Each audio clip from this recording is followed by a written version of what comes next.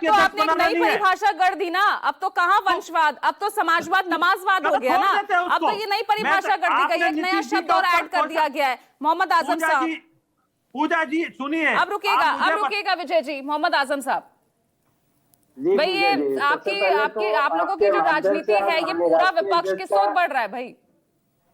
सबसे पहले तो आपके माध्यम से आज माननीय राष्ट्रीय अध्यक्ष अखिलेश यादव जी का जन्मदिन है, उन्हें बहुत बहुत हार्दिक बधाई और शुभकामनाएं।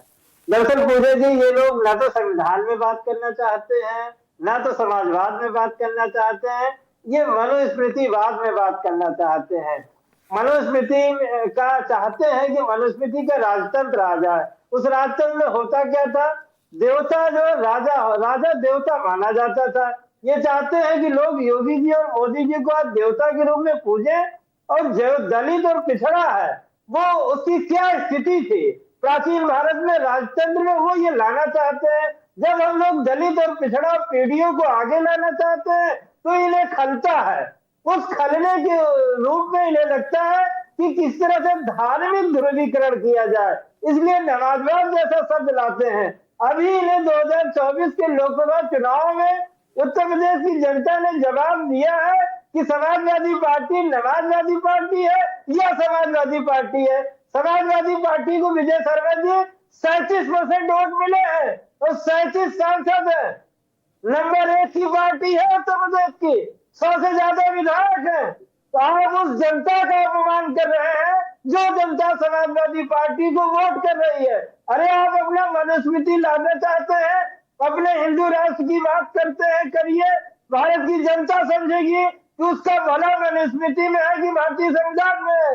भारतीय संविधान में उसका भला है, इसलिए वो समाजवादी पार्टी का सपोर्ट करती है। तो इसलिए भटकाने की कोशिश न करिए, बुनियादी मुद्दों पे रहिए। अपनी राजनीति की तो कर रहे हैं ना, उन्हें 80-20 की राजनीति सूट करती है, आपको 85-15 की।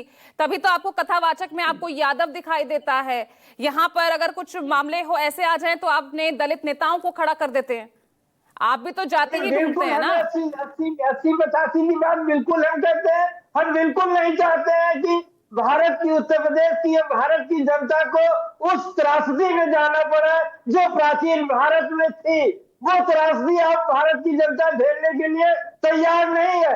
पिछड़ों और दलितों के साथ क्या व्यवहार होता था प्राचीन भारत में, ये सामंतवादी लोगों के वर्चस्व में ये पूरा देश जानता है, इतिहास जानता है। तो हम बिल्कुल नहीं चाहेंगे कि हम उस सामंतवादी व्यवस्था और प्रभुत्ववादी व्यवस्था में वापस जाएं। इसलिए समाजवाद जरूरी है और भारत की जनता उस समाजवाद के साथ खड़ी है।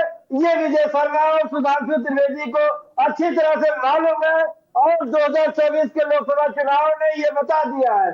इसलिए भटकाने की कोशिश न करिए।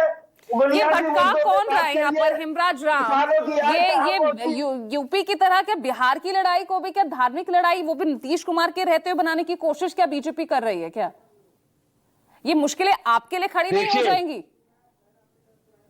हमारा सीधा मानना है कि बिहार के अंदर जो काम हुए, बिहार की जनता के लिए, बिहार की आवाम के लिए काम हुआ है, उसमें जाति देखकर नहीं हुआ है, वोटर देखकर नहीं हुआ कि ये किस पार्टी के वोटर है। नीतीश कुमार जी का साफ मानना है कि हम वोट की चिंता नहीं करते, हम वोटरों की चिंता करते हैं। लेकिन इस वक्त तो ऐसा लग रहा है कि चिंता नीतीश कुमार के लिए खुद के लिए बढ़ गई है।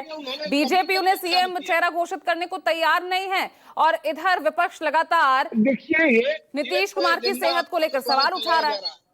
जहां एनडीए के सभी साथी, सभी घटक दल के लोग एक साथ सभी जिलों में जाकर अपना प्रोग्राम चला रहे हैं और अपनी चक्रानी एकता का परिचय दे रहे हैं और ये बता रहे हैं कि 25 से 30 फिर से नीतीश और 225 यानी 25 से 30 फिर से नीतीश होंगे मुख्यमंत्री बिहार के, मजबूत मुख्यमंत्री होंगे। कैसे होंगे भाई? आपके वोट बैंक को, आपका वोट बैंक तो इस वक्त हर किसी की नजर में आया हुआ है।